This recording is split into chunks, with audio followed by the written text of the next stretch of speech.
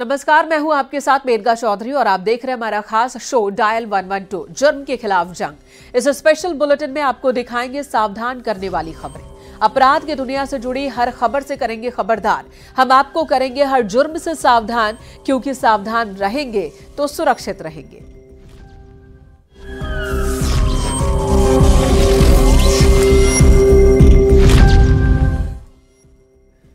कानपुर दृश्यम कांड में आरोपी पुलिस की गिरफ्त में है, लेकिन कई सवाल ऐसे हैं जो अभी बाहर ही घूम रहे हैं, जिसका पुलिस भी पता नहीं लगा पाई है। सवाल यह कि आखिर एक घूसे में एक महिला की मौत कैसे हो गई? जिस 5 फीट के गड्ढे में महिला की लाश मिली, उसको किसने खोदा? क्या इसके साथ कोई और भी था? क्योंकि 5 फीट गहरा गड्ढा इतनी आसानी से नहीं खोदा जा सकता है। इसे खोदने में घंटों का वक्त लग सकता है। आखिर किसी की इस पर नजर क्यों नहीं पड़ी? कई सवाल हैं जिनके जवाब तलाशे जा रहे हैं।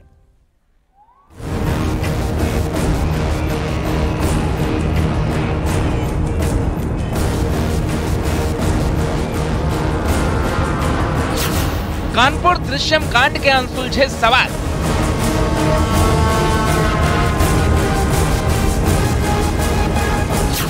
डीएम आवास के ठीक बगल में शव को कैसे गाड़ा? हाई सेंसिटिव जोन में 5 फीट गड्ढा किसने खोदा? आरोपी ने खुद अंजाम दिया या साथ था कोई और? ये वो जगह है जो जिलाधिकारी कैंपस, जहां आप देख सकते हैं कैंपस के ठीक लेफ्ट हैंड साइड पर ये वो जगह बनी है। बाउंड्री के इस तरफ गड्ढा किया गया और एक अकेले व्यक्ति ने कैसे गड्ढा किया? इतना लंबा गड्ढा जिसमें एक महिला की शव को डाला गया, कितना टाइम लगा? 50 मिनट, 40 मिनट और या उससे ज्यादा। लेकिन पुलिस का कहना है कि वो कार को लेकर यहां आया, क्योंकि ये मेन गेट से ही उसकी एंट्री थी और एक क्लब का गेट अक्सर बंद रहता था। उसकी एक चाबी इसकी विमल सोनी के पास रहती थी, यानी विमल ये जानता था कि किस वक्त पुलिसकर्मी यहाँ ड्यूटी पे हैं या नहीं। महिला की लाश को गाड़ी में रखकर आरोपी ने घंटों गाड़ी घुमाया। उसके बाद ऑफिसर्स क्लब पहुंचा, जो बेहद सेंसिटिव जोन में से एक है। पुलिस की थ्योरी ये है कि वो वहां आसानी से आ जा सकता था, क्योंकि उसे सब जानते भी थे और क्लब की एक चाबी भी उसके पास हुई होती थी। जो कैंपस है, यहाँ ब्यूरोक्रेट्स रहते हैं, जो रिसीव के ऑफिसर्स रहते हैं, और ऐसे में गाड़ी को सटा के यहाँ लगाना, क्योंकि देखिए बाहर कोई ताला नहीं है, ताला हमेशा अंदर से ही लगता था, और ऐसे में गाड़ी को यहाँ लगाना और उसके बाद यहाँ उसके शव को गाड़ के वो चला जाता है। ऐसी पुलिस की जांच में चीजें सामने आई, मगर पुलिस अब इस बात का भी पता लगा रही है, अगर पुलिस सोर्सेज की माने, क्या इसके साथ कोई और मददगार था? ऐसी तमाम चीजें हैं। कानपुर दृश्यम कांड के आरोपी विमल सोनी की पूछताछ में अभी तक जो खुलासे हुए हैं, उससे ना तो पुलिस संतुष्ट है और ना सवाल सुलझ रहे हैं, क्योंकि जो थ्योरी पुलिस ने बताई, जो कहानी आरोपी ने पुलिस को बताया, वो बेहद ही उलझा हुआ है। एक घूसे में महिला की हत्या, फिर गाड़ी से लाश को घुमाना, फिर ऑफिसर्स क्लब में लाकर दफनाना, हर थ्योरी पर सवाल है। इन सड़कों पर वो कार लेकर जिम ट्रेनर विमल एकता को लेकर घूमता रहा, क्योंकि एकता को ये पता चला कि उसकी एंगेजमेंट होने वाली है, जिसके बाद दोनों के बीच इसी सड़क पर जलती गाड़ी में कहासुनी हुई और जिम ट्रेनर विमल सोनी ने उसके गर्दन पर खूंसा मारा, क्योंकि वो अच्छी बॉडी बिल्डिंग थी उसकी, उसका बॉडी मेकअप टाइट था, उसके खूंसे को वो बर्दाश्त नहीं कर पाई और उसकी मौत हो गई। क्योंकि पुलिस की पूछताछ में तमाम ऐसे खुलासे हुए। उसने ये बताया कि 50 मिनट तक इन्हीं सड़कों पर लेता रहा और उसके बाद यहाँ से वो उसके मृत शरीर को लेकर पहले तो गंगा बैराज जाना चाहा, मगर उसके जहन में ये बात आई कि जिलाधिकारी का कंपाउंड ही सेफ रहेगा उसे वहां गाड़ने के लिए। कानपुर के दृश्यम कांड का विजय यानी जिम ट्रेनर विमल सोनी इतना शातिर था कि एक महिला की 4 महीने पहले हत्या कर दी। लाश को हाई सेंसिटिव जोन में 5 फीट गड्ढा खोदकर गाड़ा और फिर 4 महीने तक पुलिस की आंखों से ओझल हो गया। देखिए, बेसिकली जो ये जिम ट्रेनर था, ये जो ट्रेनिंग दे रहा था वहाँ पे जुड़ा हुआ था। जब 24 जून को ये घटना हुई है, तब से हम लोग लगे हुए थे और चूंकि इसको पता था, पिछले 10 सालों से ये जुड़ा हुआ था और चूंकि सभी से जुड़ा हुआ था जो भी हाई प्रोफाइल लोग थे, तो इसको पता था कि पुलिस की वर्किंग क्या है, पुलिस की नेटवर्किंग क्या है, पुलिस कैसे काम करती है। इसने उन चीज़ों को टच नहीं किया। जब यहाँ से ये भगा है और एकदम एलाइनेट हो गया, सिस्टम से एलाइनेट हो गया, होटल में जा करके बर्तन साफ किए हैं, और जबकि इसका प्रोफाइल काफ़ी बड़ा था और आप इसे समझ सकते हैं कि ये कैसे बच रहा था। पुलिस को आरोपी विमल सोनी को पकड़ने के लिए कई राज्यों की खाक छाननी पड़ी।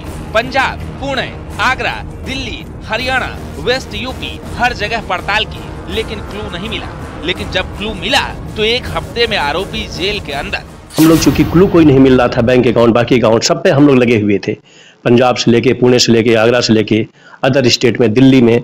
आप ताजुब करेंगे, मैंने वेस्ट यूपी में, चूंकि मैं वेस्ट यूपी में रहा हूँ, तो वहाँ पे जितने भी जिम के हैं, जितने भी स्पोर्ट्स के हैं, जितने भी अखाड़े हैं हरियाणा में, मैंने सभी जगह इस बात पे कि शायद हो सकता है किसी जिम में या किसी अखाड़े में छद्म बेस में रह रहा हो, मैंने वहाँ पे पूरा का पूरा इसको करवाया, लेकिन इसका कहीं पता नहीं चला।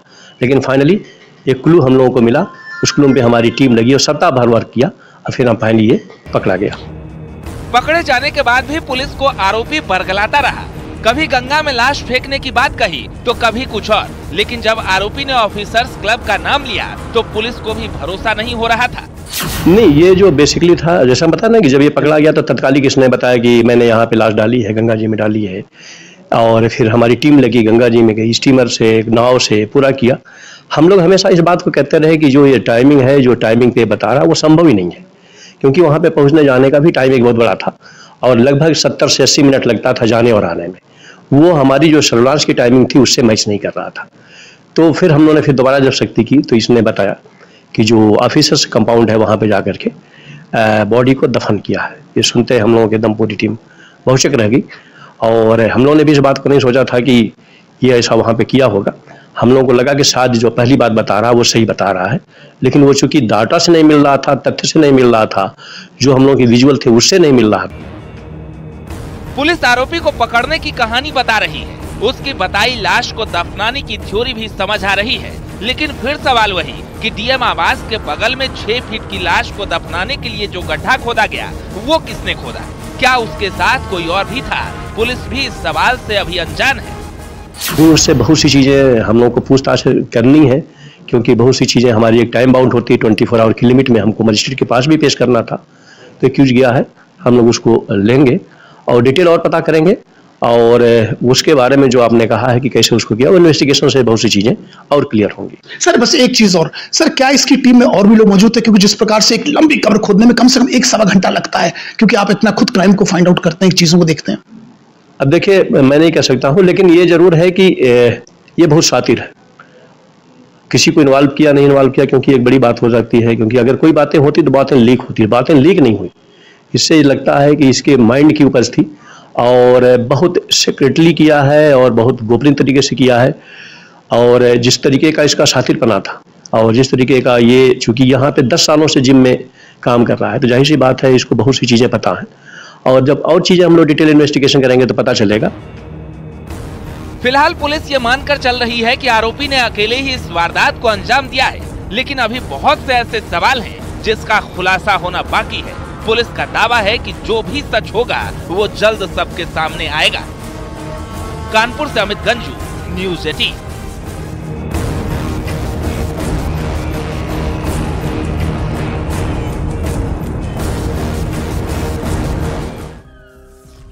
हरिद्वार में कनखल में श्रद्धा भक्ति आश्रम के अध्यक्ष गोविंद दास की हत्या की गुत्थी को पुलिस ने सुलझा दिया है, लेकिन इस हत्याकांड के खुलासे से एक बार फिर सवाल उठने लगे हैं कि धर्म नगरी में संपत्ति के लालच में संत महंतों को ठिकाने लगाया जा रहा है।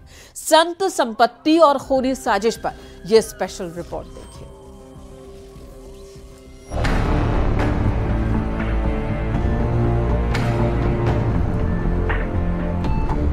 संत संपत्ति और खूनी साजिश की कहानी। अखाड़ों की संपत्ति पर माफिया की नजर। गोविंद दास की हत्या के खुलासे से मचा हड़कंप। आस्था का अनोखा स्थान हरिद्वार। यहाँ हर की पैड़ी से लेकर आसपास कई किलोमीटर तक सैकड़ों की संख्या में आश्रम और अखाड़े हैं। शहरी क्षेत्र में फैले इन आश्रम अखाड़ों के पास करोड़ों की संपत्ति मौजूद है। कई बार संपत्ति के लालच में संत महंतों के संपर्क में आपराधिक प्रवृत्ति के लोग भी आ जाते हैं और फिर उनके विश्वास का फायदा उठाकर संपत्ति की खरीद फरोख्त में लग जाते हैं। कनखल के श्रद्धा भक्ति आश्रम के अध्यक्ष गोविंद दास की हत्या भी संपत्ति के लालच में की गई थी। कुछ लोगों ने हत्या के बाद लाश को गंगा में बहा दिया था। हरिद्वार में जैसा आपको विदित ही है कि यहाँ पर कई सारे आश्रम हैं, जिसमें जो संत और योगी लोग हैं वो अपने घर से छोड़ के यहाँ आके तपस्या करते हैं, तप करते हैं और घर से उनका एक तरीके से छुटाव भी हो जाता है। इस बीच में कई जो लोग हैं जो उनके संपर्क में आते हैं और अपने प्रभाव का या अपने लालच के कारण इस तरीके की घटनाएं कर देते हैं। पुलिस के समक्ष पूर्व में भी इस तरीके के मामले आए हैं। अभी हाल ही में महंत गोविंदास जी का जो मामला वो भी पुलिस के समक्ष आया था, तो तत्काल पुलिस ने इस पर कार्रवाई करते हुए जितने भी वेयरअबाउट्स हैं उस पर काम करते हुए इसको हम लोगों ने करा किया। जानकारी के मुताबिक गोविंद दास के हत्या आरोपियों ने फर्जी वसीयतनामा बनाकर 10 करोड़ में आश्रम बेचने की डील के कागजात तैयार कराए थे। साथ ही फर्जी हस्ताक्षर कर बैंक से भी 10 लाख की रकम निकाली गई। कुछ संतों का दावा है कि कुछ आश्रम अखाड़ों के संतों का भूमाफिया और राजनीतिक पृष्ठभूमि वाले लोगों के साथ गठजोड़ उनकी जान पर भारी पड़ता है। कभी संपत्ति का लालच तो कभी अखाड़े की आपसी गुटबाजी के चलते संतों को जान गंवानी पड़ी है। इससे पहले भी महंत सुधीर गिरी हत्याकांड काफी चर्चा में रहा है। साथ ही बड़े अखाड़े के महंत मोहनदास और स्वामी शंकर देव भी रहस्यमय परिस्थितियों में लापता हो चुके हैं। ऐसे में सवाल उठ रहे हैं कि कहीं संत ऐसे गठजोड़ वाले अपराधियों के निशाने पर तो नहीं है। भी कहीं देखा जैसे वो बहुत सारी घटनाएं होती रही है, होती रही ना, कभी नौकर मार के चला गया, ऐसा होता कि नहीं होता है। जमीन आज़ादी है, कॉलोनी काटनी है या करनी है तो उसमें पॉलिटिकल लोग भी शामिल रहते हैं, भूमाफिया भी शामिल रहते हैं। संतों के जो दलाल हैं, प्रॉपर्टी वाले संत वाले भी आजकल 20% संत दलाली करने लग गए हैं। तो इन लोगों का क्या औचित्य है? संतता साधुता थोड़ी है। यही प्रॉपर्टी जान पे भारी पड़ जाती है और यही प्रॉपर्टी का मतलब उन लोगों को जानलेवा साबित हो जाती। जो मतलब हार सोने का पहना है वही उन लोगों के लिए फांसी का फंदा बन जाता है। संपत्ति कब्जाने की साजिश में संतों के हत्याकांड से ये भी अंदाजा लगाया जा सकता है कि धर्म और संस्कृति के प्रचार प्रसार के लिए मौजूद आश्रम अखाड़ों की संपत्ति पर किस तरह से भूमाफियाओं और अपराधियों की गिद्ध नजर है। बहरहाल सवाल ये भी है, संत संपत्ति और खूनी साजिश का ये कनेक्शन कितना मजबूत है और इसके तार कहां तक जुड़े हैं। न्यूज़ 18 के लिए हरिद्वार से पुलकित शुक्ला की रिपोर्ट। मामूली कहासुनी और कत्ल की वारदात। सहारनपुर और चित्रकूट में हत्या की घटनाएं ये बताती हैं कि कैसे गुस्से में लोग अपनों की जान के दुश्मन बन गए। सहारनपुर में पति ने पत्नी की हत्या कर दी तो चित्रकूट में एक पिता ही बच्चे के लिए काल बन गया। ये रिपोर्ट आपको दिखाते हैं।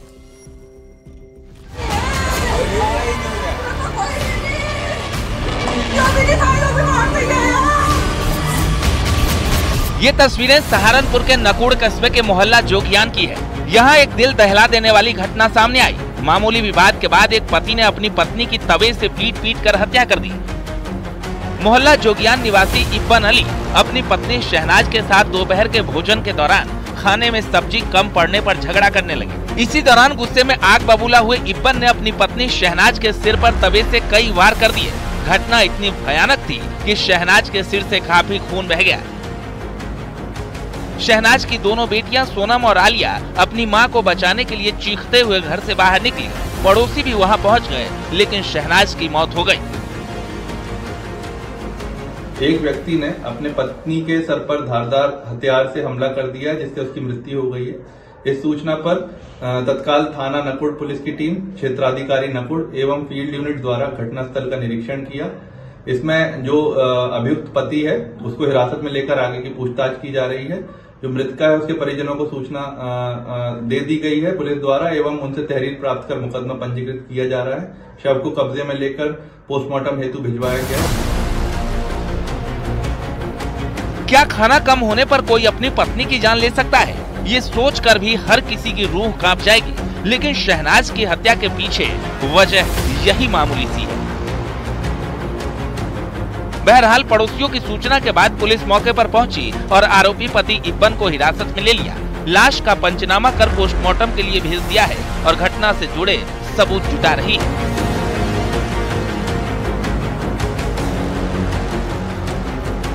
अब जरा चित्रकूट जिले की इस कहानी को भी देख लीजिए। एक पिता ने अपने बेटे को सिर्फ इसलिए मार डाला क्योंकि उसके रोने की आवाज से गुस्सा आ गया।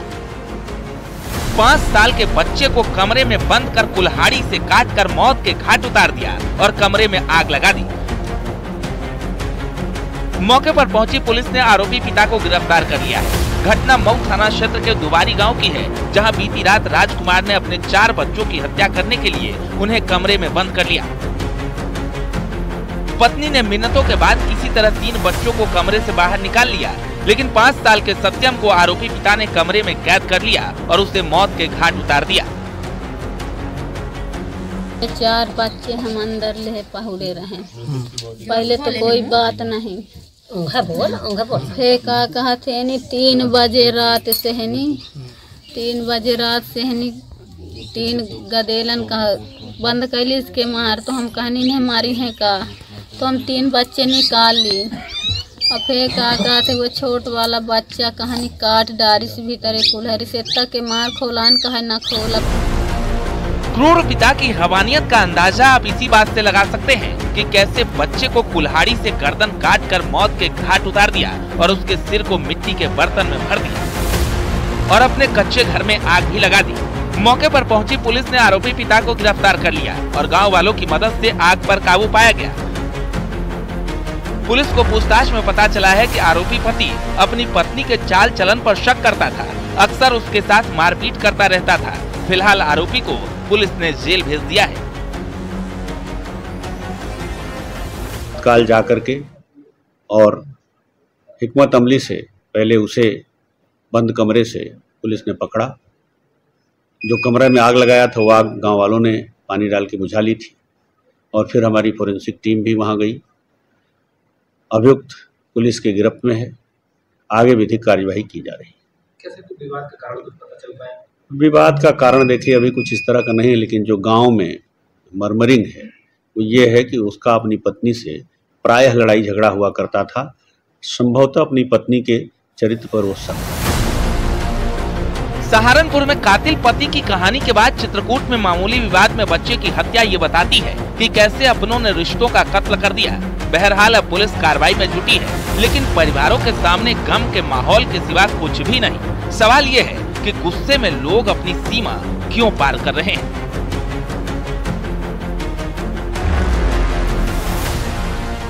मौके पर पहुंची पुलिस ने आरोपी पिता को गिरफ्तार कर लिया है और मामले की जांच में जुट गई है। वहीं इस मामले में पुलिस अधीक्षक अरुण कुमार सिंह का कहना है कि आरोपी पति का उसकी पत्नी पर चरित्र को लेकर के शक था, जिससे उसने इस घटना को अंजाम दिया है।